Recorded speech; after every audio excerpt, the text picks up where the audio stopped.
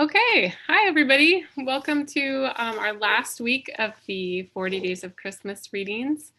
I'm here with Vasi today. Hi, Vasi. Hi. Thanks for doing this. Yeah. Not everybody may know you, so why don't you Yeah. tell us a little bit of what your connection to St. John's is, like when you started coming and where you are now? Yeah. So I believe I've been I've sorry. I went to St. John's. I started going to St. John's when I was born. I was baptized and everything at St. John's, sorry. And we were there for probably I guess like 7 or 8 years. And in 2015, me and my family moved to Boston, Massachusetts because my dad was going to seminary there at Hellenic College Holy Cross. We lived there for 3 years. We came back in, I think, 2017. Yeah, 2017. And now we live in Kaiser, which is right outside of Salem. And we go to Holy Resurrection Greek Orthodox Church down here, which is a mission parish down here. So, yeah. That's great. Yeah. I think you and your family were some of the first people I met at St. John's a long Yeah. time ago. Yeah, I think so. Yeah. I remember meeting your daughters and yeah. Yeah. Yeah. And you and your at least Susie, your sister, Yeah. still kind of get together with our Goya and Junior Yeah. Goya, which is great to Yeah. have that connection too. Yeah. Well, we just finished Christmas. I'm curious if you'll share with us maybe a favorite tradition you have with your family. Yeah.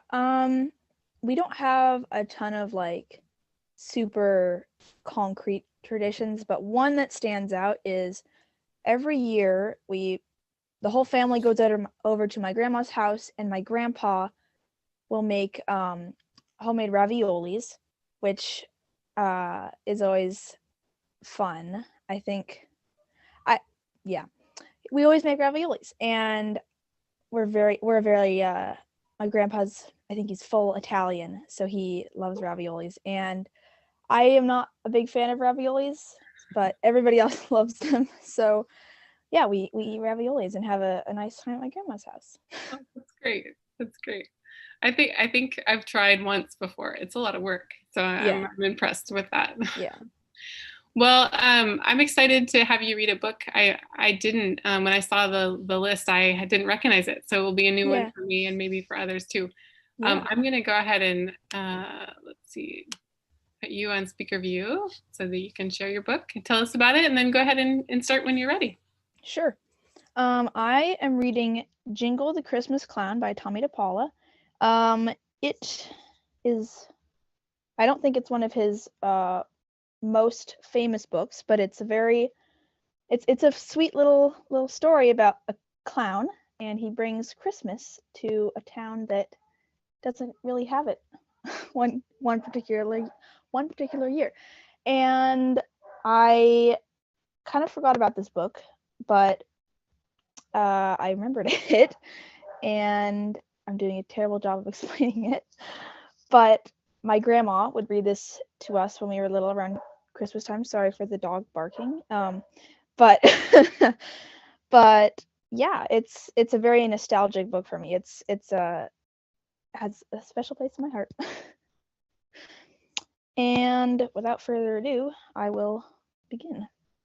This is Jingle the Christmas Clown by Tomie dePaola.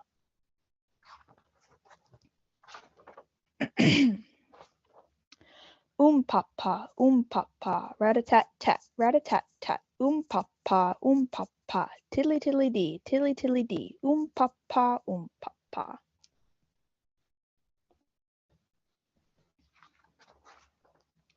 Nothing sounded happier to Jingle than the music of the band filling the air as Il Circo Piccolo, the little circus, traveled across the countryside. Jingle rode with the baby animals. The older clown said that he was still too young and small to perform with them, so it was Jingle's job to take care of the babies.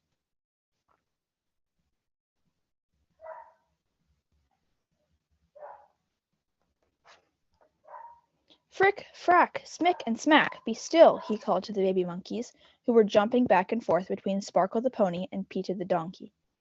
The baby elephant's trunk drooped. Don't worry, Lola. We'll be there soon and you can rest. Every year, Il Circo Piccolo stopped at the same village before going on to the big city, where it performed on the day after Natale, Christmas, until Capodanno, New Year's Day. On the Vigina di Natale, Christmas Eve, there would be a special show for the village. It was Jingle's favorite night. All the villagers, young and old, laughed and clapped and cheered.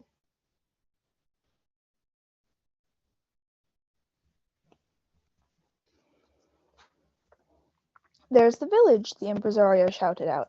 It looks different, said Madame Sophie, the bareback rider. There's no smoke coming out of the chimneys. Everything looks closed up, said Rollo the tightrope walker. A cold gust of wind blew across the hills, and the aerialist family shivered. Where is everyone? They asked. As the circus troupe looked on, a small group of people climbed up the hill to meet them.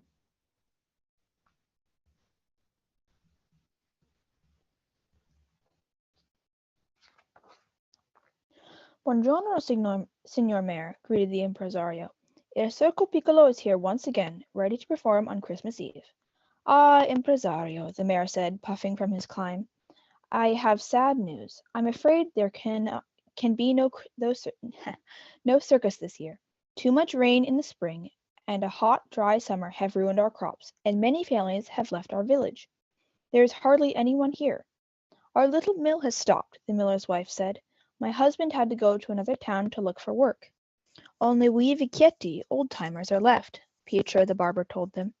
Most of our shops have closed. Even the church has closed, said Signora Lena, who used to clean the priest's house. We have to go all the way to the next town for the Holy Mass. So we won't be celebrating Christmas here this year, the mayor added sadly. And we certainly can't afford the circus either. We're sorry, everyone.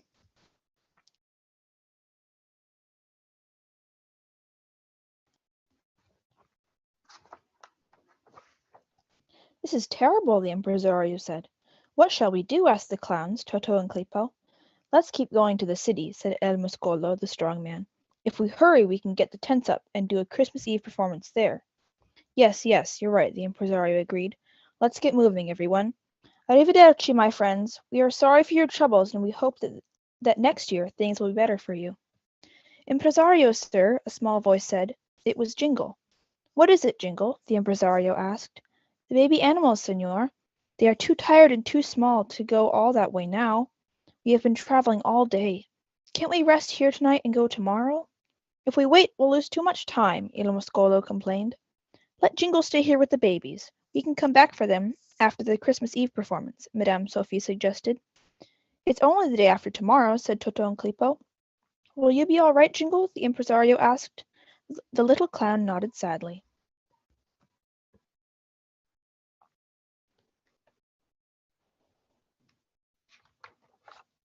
Jingle, you can set up your tent near my barn, offered Dona Chiara. Every winter she let the circus stay in her fields. We will help, some of the old people said. A small tent shouldn't be too hard. So it was decided. Il Circo Piccolo would move on, and Jingle and the baby animals would stay behind. Jingle watched as the wagons rode away. Poor Jingle, poor baby animals. They all tried not to cry.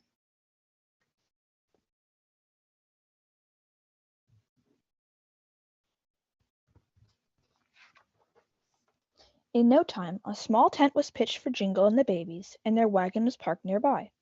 Jingle got food and water for them all. Dona Chiara came out to them. Well, bambini mi, my children, she said. I am sorry that you have to be here in our sad little village, especially with Christmas coming. Nobody young, not even baby animals, should be without Christmas. But what about you and all the others? Jingle asked. Won't you miss Christmas? We old folks have had many Christmases before, Dona Chiara said, with a smile, and the priest is coming on Christmas Day to celebrate the Holy Mass. But I will miss our Mass on the Vigina di Natale, she said, sadly, and everyone will miss the family feast that night on the Stelline d'Oro, our special cookies that look like golden stars.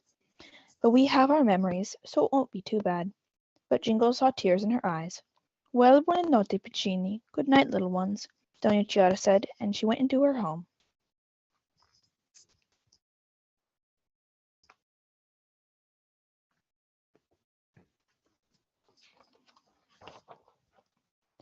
Now Jingle began to feel sorrier for the villagers than he did for himself and the baby animals. It's so sad, babies, Jingle said to the animals.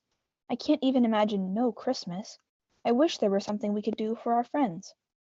The baby animals gathered around him. Arthur and Bowsy the puppies hopped up onto Jingle's lap. Raina the tiger cub and Simbo the lion cub snuggled next to him. Even Frick, Frack, Smick, and Smack stopped chasing each other around and looked at Jingle.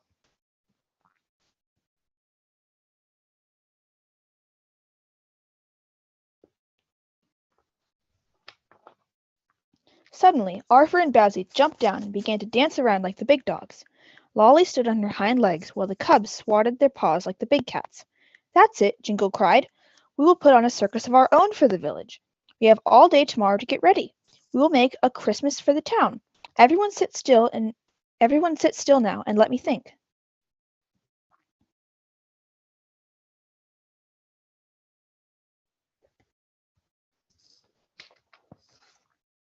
Early the next morning, Jingle went to the village square and put up a sign. The mayor came out of his house. "Oh, piccolo Pagliaccio, little clown," the mayor said, "you are kind, but we can't have a circus this year. We are too poor." "But, Senor Mayor, it says it's free," Senora Elena said. "But it also says in the town square, and it is starting to snow," Pietro pointed out. "You won't be able to perform here tonight." "It will be all right. I know it will," Jingle said. "Please come."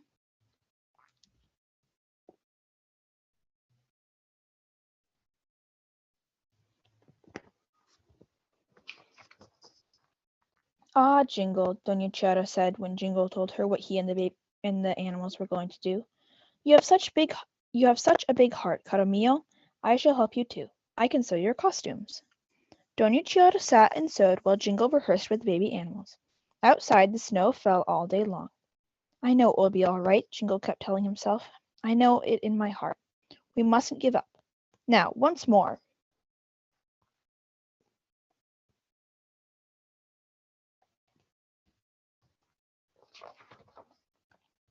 "It's time, everyone." Jingle stepped out of the tent. The night took his breath away. The snow had stopped and the stone streets sparkled with white. Stars, looking like diamonds flung up by a giant hand, twinkled in the deep blue velvet sky.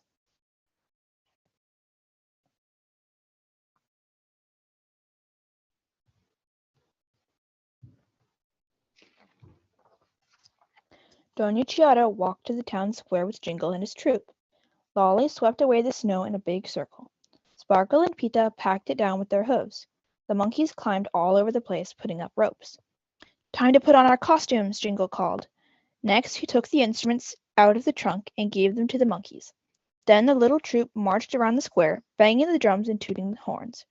Doña Chiara knocked on doors and shutters. Slowly, one after another, shutters opened, and then doors. The villagers came out of their houses and Jingle's circus began.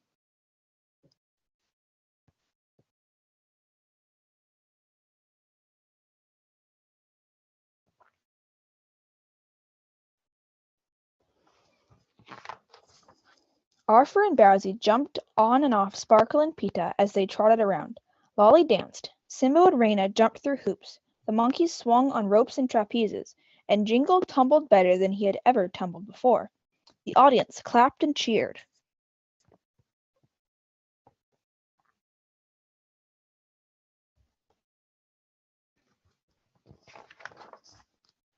"And now, friends, our finale," Jingle announced proudly.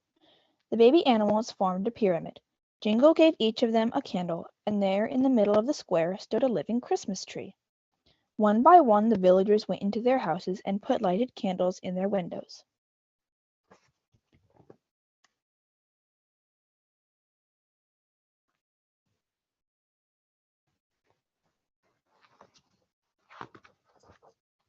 "Look, look!" the old people whispered and pointed to the pyramid. The Christmas angel had appeared at the top of the living Christmas tree. The angel opened its hands, and golden stars fluttered down. "Buon Natale!" the angel sang. "Buon Natale! Merry Christmas!" the villagers sang back.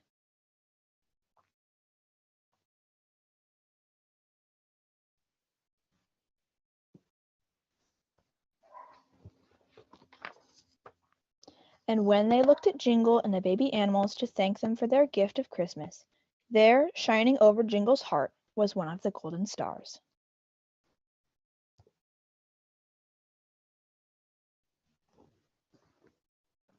There you go.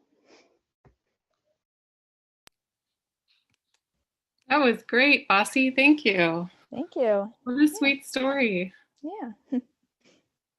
I love the living Christmas tree at the end. That was sweet. Yeah, it's really sweet.